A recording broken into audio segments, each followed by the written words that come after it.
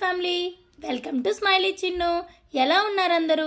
నేనైతే చాలా బాగున్నాను. మీరు ఎలా ఉన్నారు? కమెంట్ అయితే చేసేయండి. నేనైతే మన విజయనగరంలో చింతలవలస రోడ్లో ఉన్న వెంకటేశ్వర స్వామి టెంపుల్కి అయితే వచ్చేసాను. ఇది చాలా బాగుందండి, మరో తిరుపతి అని చెప్పొచ్చు. ఇక్కడైతే ప్రీ వెడ్డింగ్ షూట్లు అవి ఇవి చేసుకోవడానికి కూడా పర్మిషన్ ఇస్తున్నారు. చూడండి ఎంత బాగుందో, చూడడానికి రెండు కళ్ళు సరిపోలేదు. చాలా పెద్ద టెంపుల్ ఇది. చుట్టూ వాటర్ ఉంది, ఒక కోనేరు అనమాట. చాలా బాగుంది చూడడానికి. అది కూడా చాలా నీట్గా ఉంచారు. టెంపుల్ మాత్రం చూడడానికి రెండు కళ్ళు సరిపోలేదు. మండపం చాలా పెద్దగా ఉంది. పెద్దగా ఆంజనేయ స్వామి విగ్రహం అదొక 60 అడుగులో ఎంతో ఉంటుంది అనుకుంటాను.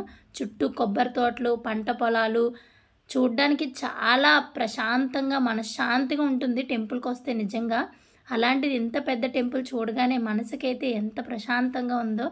స్వామివారిని చూడడానికి రెండు కళ్ళు సరిపోలేదు. కాకపోతే లోపల తీయటానికి పంతులు గారు పర్మిషన్ ఇవ్వలేదు. వీలైనంత వరకు షూట్ చేశాను నేనైతే. నాకైతే చాలా నచ్చింది. చాలా ప్లెజెంట్గా ప్రశాంతంగా ఉంది.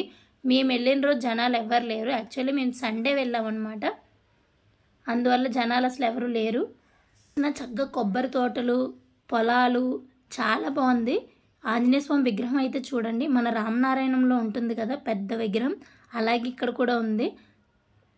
ఇదైతే వేరే టెంపుల్ అనమాట. పక్కనే ఉమాపరమేశ్వర స్వామి టెంపుల్ ఇది కూడా చాలా పెద్ద గుడి. ప్రాంగణం చాలా పెద్దది.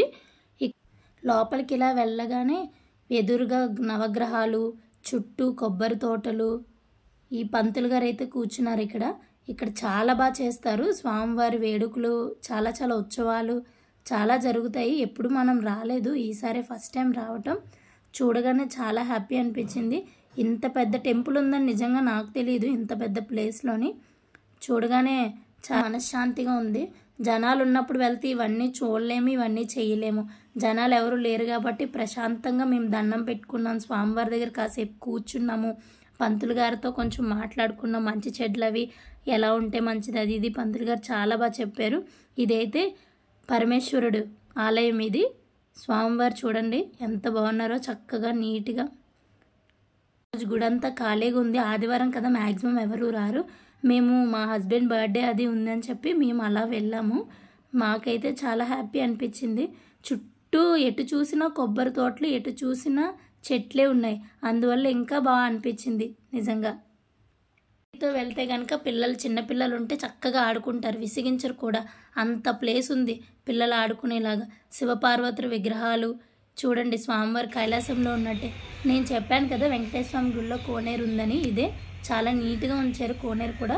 ఇక్కడ ఉత్సవాలు కూడా చేస్తారు స్వామివారివి, బ్రహ్మోత్సవాలు అవి జరుగుతాయి. మేము వెళ్ళిన రోజే అక్కడికి ప్రీ వెడ్డింగ్ షూట్, వెడ్డింగ్ తెలీదు, వాళ్ళు ఫొటోస్ అయితే తీసుకుంటున్నారు.